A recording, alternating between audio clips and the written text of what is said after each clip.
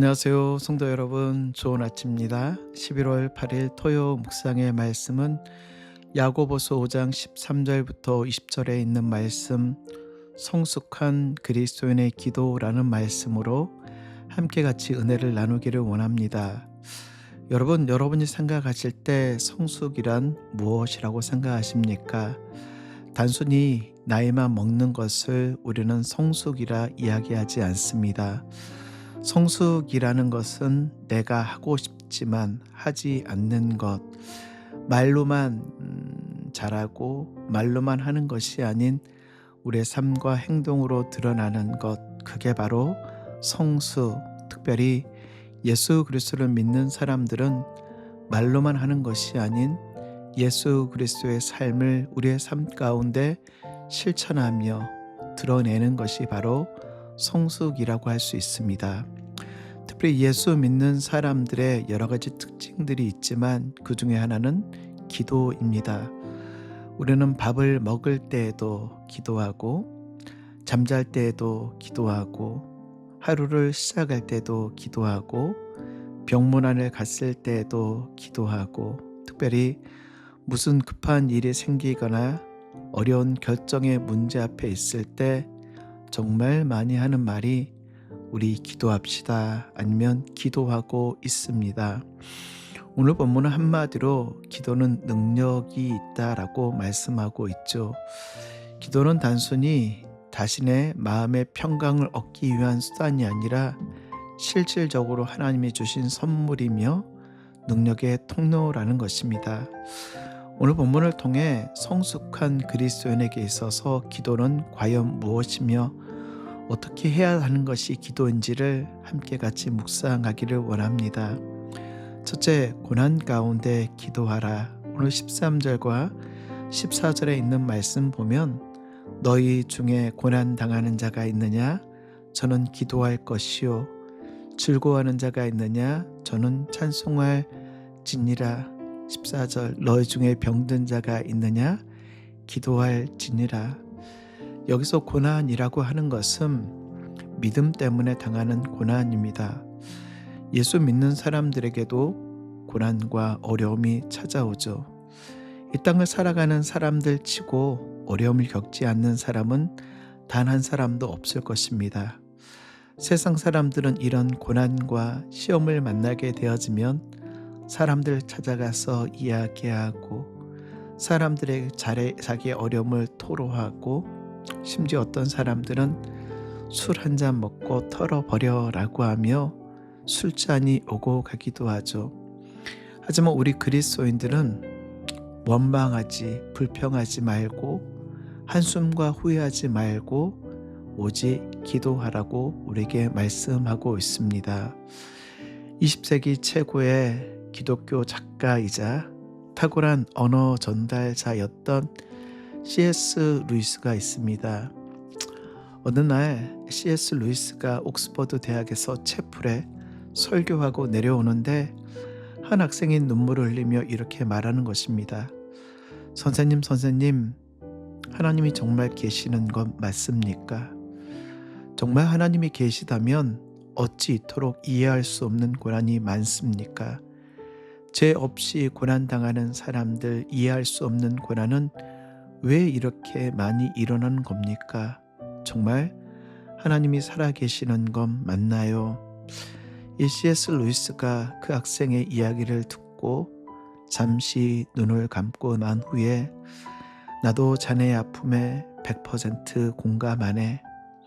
나의 마음에도 우리 인생 가운데 이해할 수 없는 고난이 많음에 가슴 아프게 생각하네. 그러나 우리 인생 가운데 우리가 이해할 수 없는 고난이 이렇게도 많아도 우리가 교만한데, 만약 우리 인생에 모두 이해할 수 있는 일들만 가득 차 있다라고 하면 도대체 우리는 얼마나 교만하겠는가.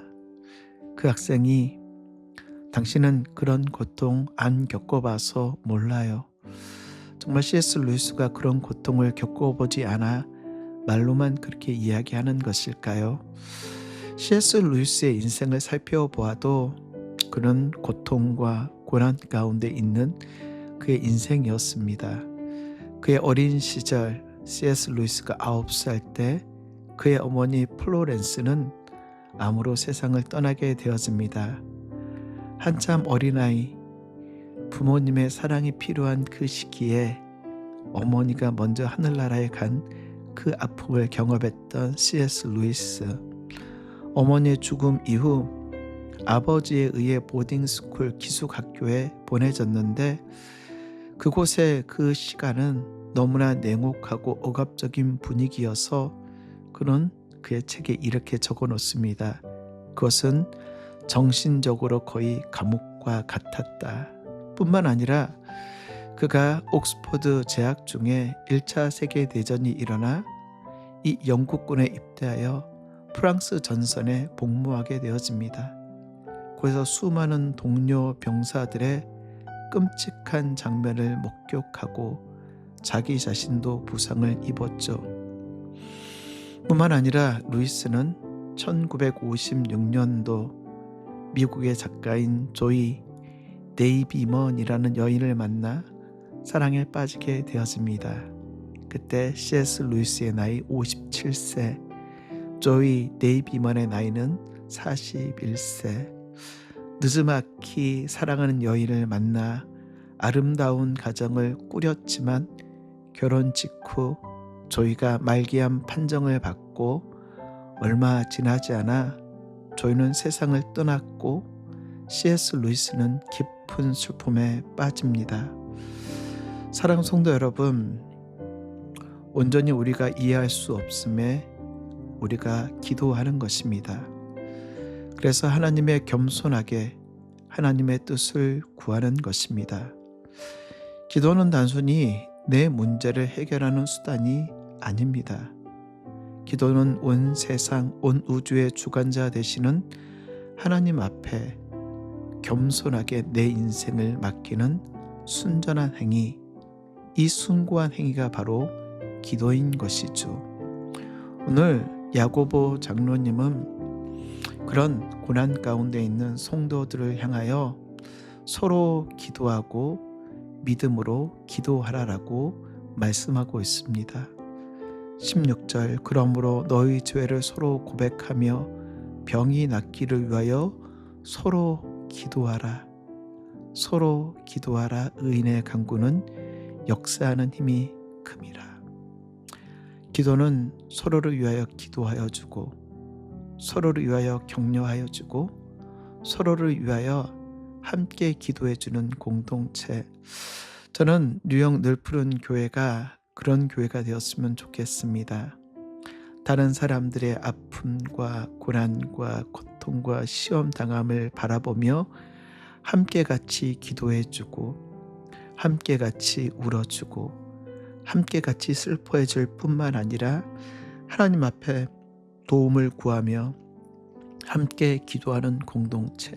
특별히 오늘 15절 말씀을 보면 믿음의 기도는 병든 자를 구원하리니 주께서 그를 일으키시리라. 오늘 본문의 핵심은 결국 능력 있는 기도는 믿음의 기도라는 것입니다. 그럼 믿음의 기도는 어떤 기도입니까? 오늘 14절 말씀 보면 주의 이름으로, 주님의 이름으로 기도하고 주님의 이름으로 서로를 격려하고 주의 이름으로 함께 같이 기도해 주는 그 기도가 바로 믿음의 기도다. 말씀을 정리합니다.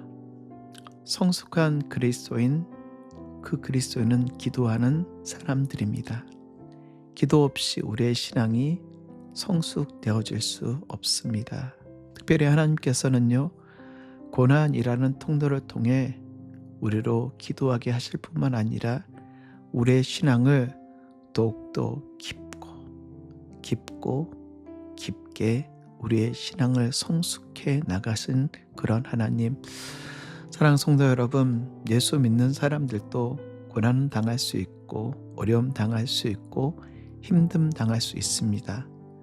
하지만 성숙한 그리스도인은 고난을 만났을 때, 시험을 만났을 때 기도하는 신앙인 것을 기억하며 오늘도 만나는 문제들 앞에 기도로 승리하실 수 있는 하나님께 온전히 구함으로 승리하실 수 있는 우리 뉴욕 늘 푸른 교회 성도님들 되시길 주의 이름으로 축복합니다.